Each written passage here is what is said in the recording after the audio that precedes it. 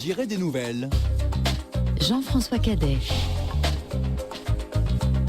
Alors on va précisément aller rue de Verneuil, puisque Alice Moreno, notre reporter, s'est rendue dans le 7e arrondissement de Paris. Vous l'avez dit, hein, c'est là qu'il a passé les 20 dernières années de sa vie, et son ombre là-bas continue de planer. C'est d'ailleurs frappant, il suffit de passer devant la maison, l'hôtel particulier, comme on dit, de cette rue de Verneuil, dans le 7e arrondissement, pour se rendre compte. Reportage. À l'autre bout de la rue, c'est une galerie d'art qui fait vivre Gainsbourg grâce à l'exposition Hôtel particulier.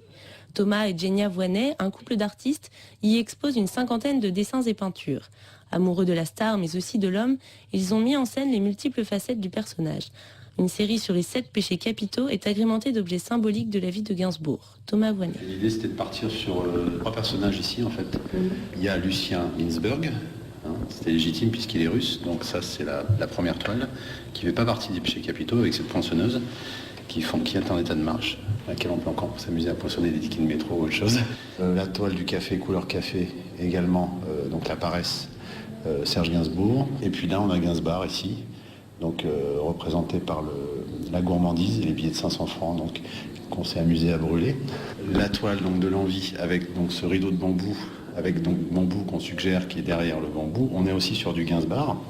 Et là, ici, cette toile qui est la charnière finalement entre donc Gainsbourg et Gainsbourg. On reconnaît plutôt Gainsbourg à droite et Gainsbourg plus moqueur, donc qui est déjà en train de se moquer de Gainsbourg, en train de lui dire qu'il est en train de prendre le dessus, voilà, sur l'autre, avec cette perspective du miroir et cette dualité qu'on a tous, chacun entre nous, hein, bien sûr. Voilà. La poinçonneuse, les billets de 500, le café. À l'étage, rien de tout ça, mais des portraits des artistes qui ont interprété Gainsbourg. Personne n'a été oublié. Sur les 33 artistes pour lesquels elle a composé, voilà, c'est génial qu'il les a dessinés. Il n'y avait pas de choix à faire, hein. Il fallait, soit on faisait les 33, soit on faisait rien.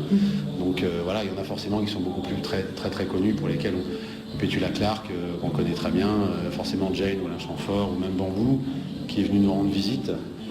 Dutronc, Françoise Hardy, alors Dutronc, voilà, Dutronc, mais on ne sait pas forcément ce qu'il a composé pour Dutronc, quoi. Isabelle Adjani, on ne sait plus, Marine, et puis proche d'un état de l'Ohio aussi. Claude François, une chanson qui est passée complètement à la trappe, qui s'appelle Hippie Pourra. France Gall, bien sûr Brigitte Bardot, Zizi Jean-Mer, j'en passe, Marine Faithfull, Bachung. Tous sont encadrés dans de l'astrakhan, de la fourrure d'agneau russe, la même qui recouvrait le lit de l'homme à la tête de chou. C'est d'ailleurs la voix d'un fils d'immigrant russe qui s'élève.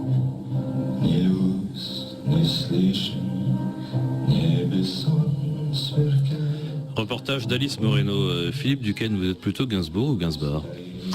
Plutôt Gainsbourg.